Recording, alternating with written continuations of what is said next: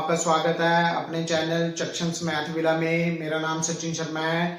मैं आर.डी. शर्मा की बुक से आपको चैप्टर नंबर 9 क्लास 10th का मैथ का एपी करवा रहा हूँ। एक्सरसाइज 9.3 का क्वेश्चन नंबर 12 करना है आज। If the nth term of an AP 975 is same as the nth term of the AP 15, 12, 9, find n। तो ये दोनों वैल्यू इसमें इस स्टेटमेंट में क्या कहा है कि n टर्म एक सीक्वेंस की सेम है दूसरे सीक्वेंस से, दोनों की n टर्म सेम रहेगी। मतलब tn is equal to tn, मतलब tn1 हम फर्स्ट सीरीज का ले सकते हैं और tn2 सेकंड सीरीज का ले सकते हैं। तो फाइंड n कैलकुलेट करना है। और फर्स्ट सीरीज में हम जनरल टर्म का फॉर्मूला लगाएंगे tn is equal to a plus n minus 1d। तो इसमें से सबसे पहले हम क्या निकालना है, हमने a फाइंड करना है। a की वैल्यू क्या है, a की वैल्यू है 9 और d की वैल्यू क्या है, d की वैल्यू हम निकालते हैं t2 माइनस t1 से। ये हम पहले एक्सरसाइज 9.3 में ही हम जो फर्स्ट क्वेश्चन हमने करे थे उसमें हमने d कैलकुलेट करना सीखा था और tn भी कैलकुलेट करना सीखा था कि tn कैसे कैलकुलेट करते हैं। तो d जो हम कैलकुलेट करते थे 7 माइनस 9 करके सेकेंड टर्म से फर्स्ट टर्म माइनस करते थे, तो वैल्यू आ जाएगी हमारे पास -2। बच्चों क्यों आई, क्योंकि बड़ी टर्म के आगे माइनस का साइन है इसलिए -2 आया। अब इसमें वैल्यू फिल करनी है। tn is equal to a की वैल्यू क्या है हमारे पास 9 प्लस n की वैल्यू कैलकुलेट करनी है हमने और d की वैल्यू क्या है -2। अब इसको हम सॉल्व करेंगे। 9 -2 को n के साथ मल्टीप्लाई करेंगे -2n और -2 को -1 के साथ मल्टीप्लाई करेंगे तो +2 आ जाएगा। तो 9 भी प्लस का है और 2 भी प्लस का है, दोनों प्लस होंगे तो 11 बन जाएगा। 11 माइनस 2n, तो tn की फर्स्ट सीक्वेंस की वैल्यू आ जाएगी हमारे पास। अब सेकंड सीक्वेंस की हमने वैल्यू निकालनी है। ये सेकंड सीक्वेंस है, सेकंड सीक्वेंस में भी सेम फॉर्मूला लगेगा जनरल टर्म का n-1d। इसमें a की वैल्यू क्या है 15 और d की वैल्यू हम कैलकुलेट करेंगे the common difference t2 minus t1। अब t2 क्या है हमारे पास 12 और t1 क्या है हमारे पास 15, तो इसमें भी वैल्यू माइनस की आएगी -3 क्योंकि बड़े टर्म के आगे माइनस का साइन है। उसके बाद tn का फॉर्मूला लगाया, tn इज इक्वल टू, अब a की वैल्यू क्या है 15, उसके बाद प्लस n माइनस 1, n की वैल्यू निकालनी है और d की वैल्यू है -3। अब 15 आगे बच्चों 15 -3n को n-3 को n के साथ मल्टीप्लाई करेंगे तो -3n आ जाएगा। -3 को 1 के साथ मल्टीप्लाई करेंगे +3 आएगा।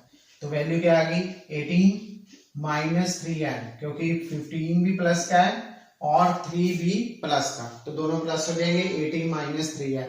अब उसने लिखा हुआ है कि nth टर्म जो फर्स्ट सीक्वेंस की है सेम है nth टर्म सेकंड सीक्वेंस की, तो tn दोनों के इक्वल आ जाएंगे। तो 11 - 2n is equal to 18 - 3n। अब 3n इधर आएगा हमारे पास इक्वल टू के इधर और 11 जो है वो इधर जाएगा, तो -2n plus 3n is equal to 18 plus का रहेगा और 11 उधर जाएगा तो माइनस का हो जाएगा। अब इसमें वैल्यू क्या आ गई n, क्योंकि 3n प्लस का है और 2n -2n माइनस का है, तो 3n से 2n माइनस हो जाएंगे, माइनस होके n की वैल्यू आ जाएगी इज इक्वल टू 18 से 11 माइनस किए तो 7 आ जाएगा। तो नंबर ऑफ टर्म्स जो है वो कितनी आ गई बच्चों, वो आ गई 7। तो दो फॉर्मूले लगे हैं इसमें। कौन सा फॉर्मूला, एक हमने tn का फॉर्मूला लगाया जिसको हम जनरल टर्म कहते हैं और एक d का फॉर्मूला लगाया, d हम कहते हैं कॉमन डिफरेंस को t2 माइनस t1 से। ओके बच्चों, तो बच्चों क्वेश्चन नंबर 13 है, एक्सरसाइज 9.3 हम कर रहे हैं। एपी चैप्टर है आर.डी. शर्मा की बुक से।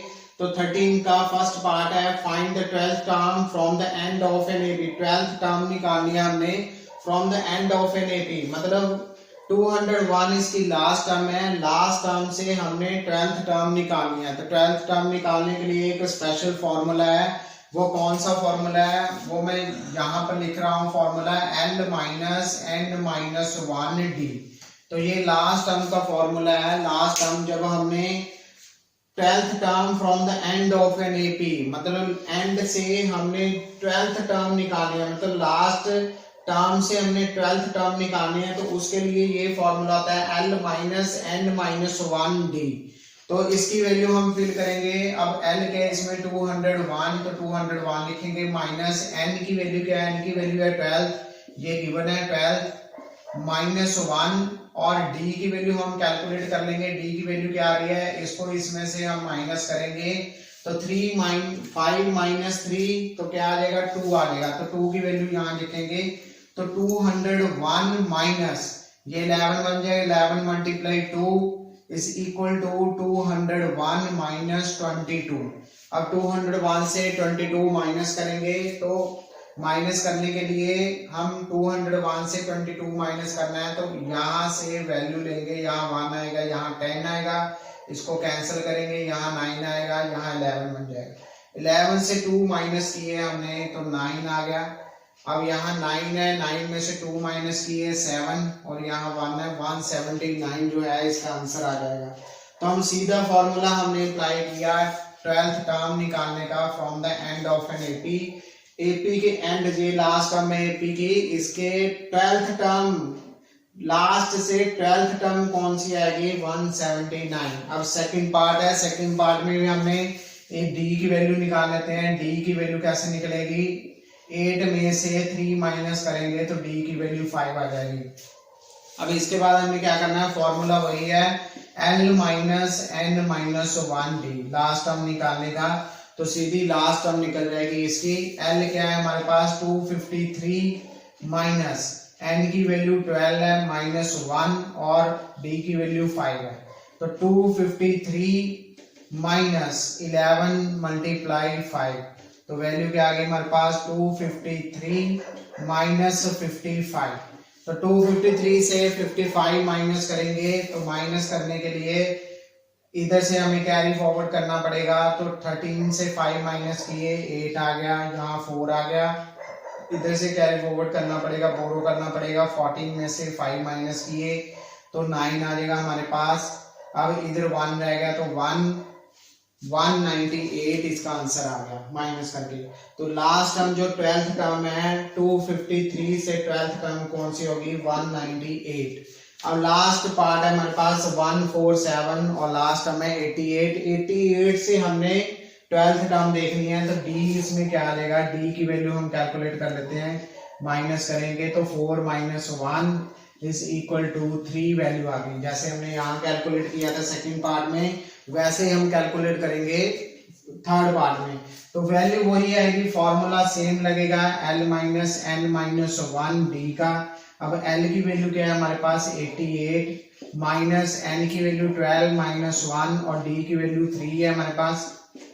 88 माइनस 12 से 1 माइनस करेंगे 11 मल्टीप्लाई 3, तो 11 3 से कितने होते हैं 33, तो 33 यहाँ आ जाएगा। तो 8 से 3 माइनस किए 5, 8 से 3 माइनस किए 5, तो 55 टर्म्स आ जाएगी। लास्ट टर्म से 10th टर्म क्या आएगी 55। तो बच्चों ये क्वेश्चन नंबर 13 था एक्सरसाइज 9.3 का। ओके बच्चों, क्वेश्चन नंबर 14 है the 4th term of an AP is 3 times the first, मतलब 4 टर्म जो है वो 3 टाइम्स किसके है, फर्स्ट टर्म के, and the 7th term exceed twice the 3rd term by 1, मतलब 7 टर्म्स क्या है, ट्वाइस द 3rd टर्म है, बाय 1 है, एक्सीड बाय 1 है, मतलब t3 प्लस 1 है, twice the 3rd term 2 multiply t3 plus 1 है, find the first term and the common difference. तो बच्चों सबसे पहले जो कंडीशन है 4 टर्म है, 4 term t4 is equal to 3 times the first term, तो 3 टाइम्स द फर्स्ट टर्म। अब सेकंड कंडीशन क्या है हमारे पास, सेकंड कंडीशन यहाँ लिख लेते हैं 7th टर्म है, 7th टर्म किसके एक्सीड है 3rd टर्म के, और ट्वाइस 3rd टर्म के एक्सीड है प्लस 1 है इसके बाद।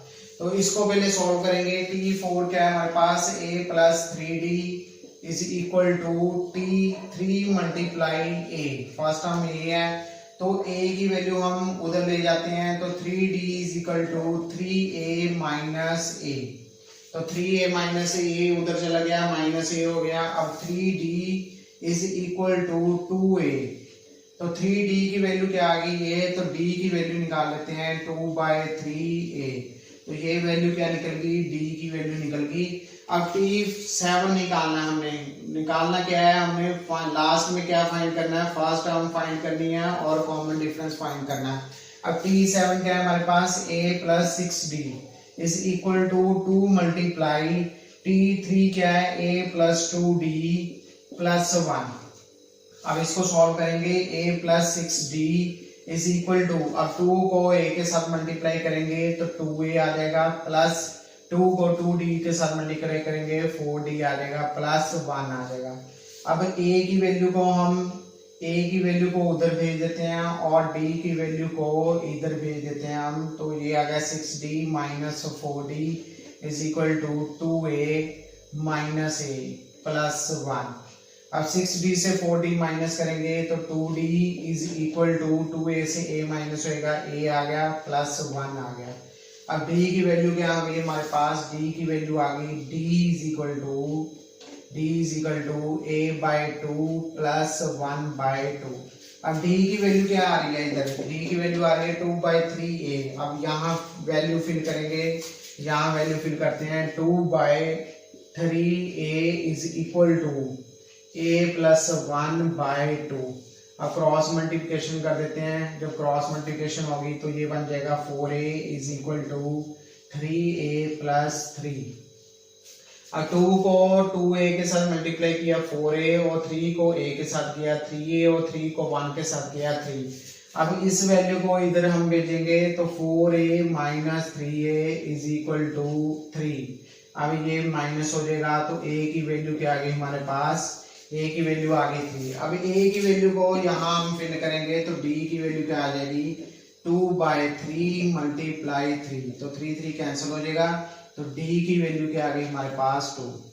अब a की वैल्यू है 3 और d की वैल्यू है 2। बच्चों यही हमने फाइंड फर्स्ट टर्म कैलकुलेट करनी थी और कॉमन डिफरेंस कैलकुलेट करना था, तो हमने दोनों फाइंड आउट करने हैं। अगर आपको कोई भी क्वेरी है तो आप मेरे चक्षंस मैथ विला जो YouTube चैनल है उस पर कमेंट कर सकते हो, और कोई क्वेश्चन आपका है या क्वेरी है तो उस पर आप कमेंट करके पूछ सकते हो। ओके।